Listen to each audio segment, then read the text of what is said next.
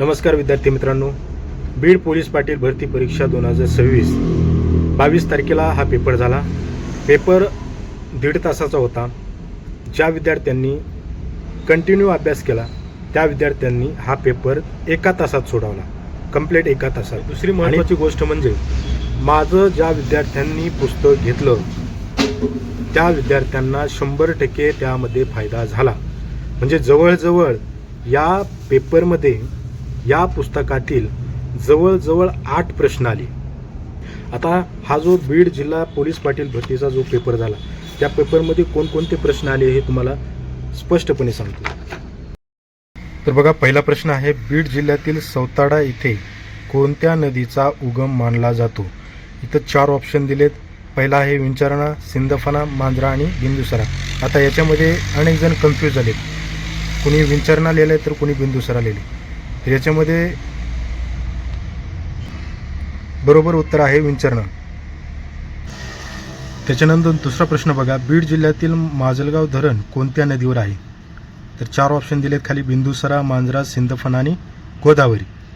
इथं correct answer आहे त्याचं सिंदफणा। त्याच्यानंतरचा प्रश्न बघा, बीड जिल्ह्याचा प्रादेशिक परिवहन RTO वाहन नोंदणी क्रमांक कोणता आहे? तर याच्यामध्ये अनेक जण कन्फ्यूज झालेले आहेत। बघा, इथे बीड जिल्ह्यासाठी 2 RTO वाहन नोंदणी क्रमांक आहेत। पहिला आहे MS-23 आणि दुसरा आहे MS-44। त्याच्यामध्ये बरेच जण कन्फ्यूज झालेले, काही जणांनी पहिलं A सिलेक्ट केलं, MH-23। तर याचं पर्याय आहे बघा उत्तर A आणि B दोन्ही पण। यानंतर बघा, इथं सलग बघा, बीड जिल्ह्यातील बालाघाट डोंगररांग ही कोणत्या मुख्य पर्वतरांगेचा भाग आहे? तर याच्यात 4 पर्याय, सातपुडा, सह्याद्री, अरवली आणि विघ्नेर।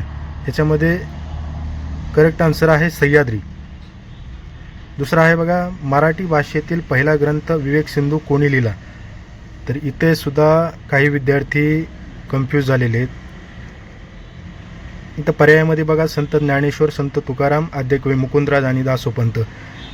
कन्फ्यूज कुठं झाले मी सांगतो बघा, आद्यकवी मुकुंदराज आणि दासोपंत या दोन्हीच्या मध्ये कन्फ्यूज झाले। तर करेक्ट आन्सर आहे याचं आद्यकवी मुकुंदराज। त्यानंतर बघा, बीड जिल्ह्याला एकूण किती जिल्ह्यांच्या सीमा लागून आहेत? तर याचं उत्तर आहे बघा 6। तर बघा, पहिला आहे जालना, संभाजीनगर, अहिल्यानगर, त्यानंतर धाराशिव, लातूर आणि परभणी। म्हणून याचं उत्तर आहे C 6। त्यानंतर बघा, इथे तुम्हाला पोलीस स्टेशन विचारलेत, बीड जिल्ह्यात एकूण किती पोलीस स्टेशन आहेत? तर पर्याय आहे C 28 पोलीस स्टेशन आहेत।